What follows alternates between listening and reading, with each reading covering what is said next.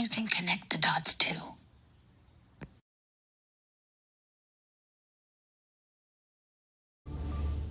We continue to follow breaking news out of Washington. A federal appeals court has issued a temporary stay, overruling last night's lower court ruling, which blocked the enforcement of President Trump's sweeping reciprocal tariffs on most U.S. trade allies. The stay will be granted until the appeals panel is able to consider further briefings on the case. Yesterday, the U.S. Court of International Trade said the administration doesn't have the, quote, unbound authority to make such a sweeping move.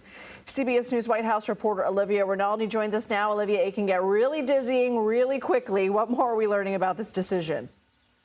It certainly can, Lindsay. We do know that this administrative stay was put on this lower court ruling that had previously ruled that Trump's tariff plan, or that struck down Trump's tariff plan. Now, as a result, Trump's tariffs are largely still in place while this stay is happening. The Trump administration had even said they would go as far as to the Supreme Court if this stay was not put on. What this does, though, is allow the Trump administration to continue pursuing those economic deals with countries while the courts are trying to untangle this web about the legality of the tariffs. Now, some of those tariffs are still in place, the ones that are under Section 232. Some of those are the fentanyl tariffs. Some of those are the steel and aluminum tariffs. But these tariffs in particular are the ones that are the reciprocal tariffs. And we know that this White House has certainly wielded the power of tariffs and levies to really bend economic, to change really the global economic order.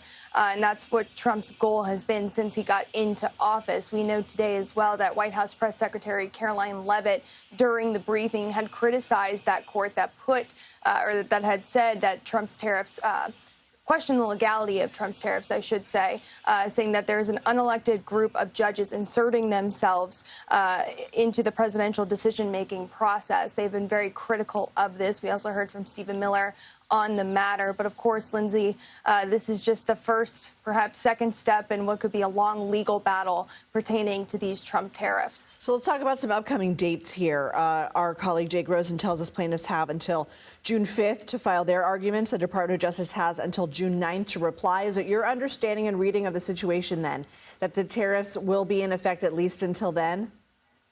It seems so. It seems that they will be in effect until they can have those legal arguments. And again, this comes as the Trump administration is still having those economic discussions with a variety of countries. We know that the president is expected to go to the G7 as well, where the topic of tariffs and economic deals will certainly be top of mind. And just to note, there is that 90-day pause that the White House put in on those reciprocal tariffs. That is set to expire around early July. So all of this happening kind of at the same point. And the White House has really argued that this is by judges saying this, it may kneecap their ability to have these economic negotiations and discussions. So, Lindsay, certainly a lot to watch there as we now look to that June 5th court date, or that response that we'll hear from the other side in this case. Okay, Olivia Rinaldi, thank you.